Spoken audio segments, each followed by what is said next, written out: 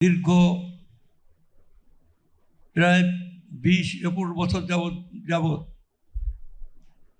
স্বৈরাচার বিরোধী, ফ্যাসিবাদ বিরোধী গণতান্ত্রিক সংগ্রাম এবং তার সেই সংগ্রামে চূড়ান্ত পর্যায়ে এসে জুলাই গণঅভ্যুত্থান, এই গণঅভ্যুত্থানে যে সমস্ত বীর শহীদরা নিহত হয়েছেন, যে সমস্ত বীর ভাইরা আহত হয়েছেন, ভাই বোনেরা আহত হয়েছেন, তাদের সবার স্মৃতির প্রতি গভীর শ্রদ্ধা জানিয়ে আমি শুধু এইটুকু বলতে চাই, এই জুলাই গণঅভ্যুত্থানের যে গভীরতা, যে তাৎপর্য এবং যে ব্যাপকতা, এইটা যদি আমরা বিশ্লেষণ করে দেখি তাহলে দেখতে পাবো যে কীভাবে একটি রাষ্ট্র গণতন্ত্রের নাম করে দেশের সমস্ত গণতান্ত্রিক প্রতিষ্ঠান এবং রাষ্ট্রীয় প্রতিষ্ঠানগুলোকে ধ্বংস করে, কুক্ষিগত করে পরিচালিত বিচার ব্যবস্থায়,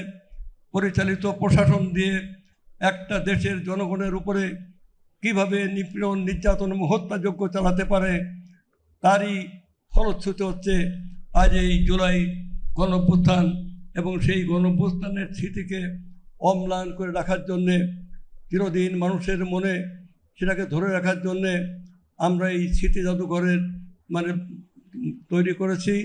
অন্তর্বর্তীকালীন সময় থেকে আমরা সেটাকে ডেভেলপ করে আইন পরিবর্তন আইন সিদ্ধ করে এখন আমরা আজকে আমাদের দেশের মাননীয় প্রধানমন্ত্রী জনাব তারেক রহমান এমপি, তিনি আজকে এই জাদুঘর উদ্বোধন করলেন।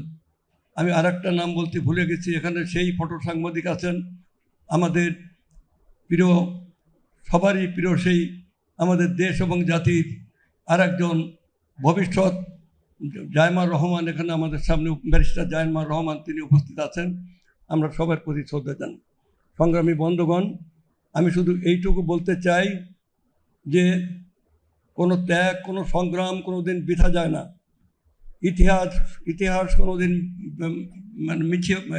মিথ্যা হয় না। ইতিহাস তার নিজস্ব গতিতে প্রবাহমান থাকে।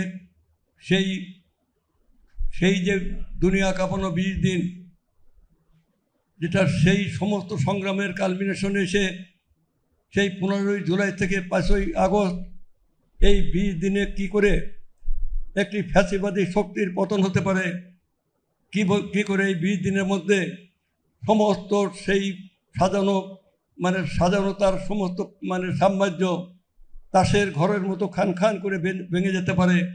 এই জুলাই গণঅভ্যুত্থান হচ্ছে সেই ঘটনা। আমরা তাদের এই স্মৃতিকে রক্ষা করার জন্যে এই জাদুঘরে আমরা নিয়মিত গবেষণা করব।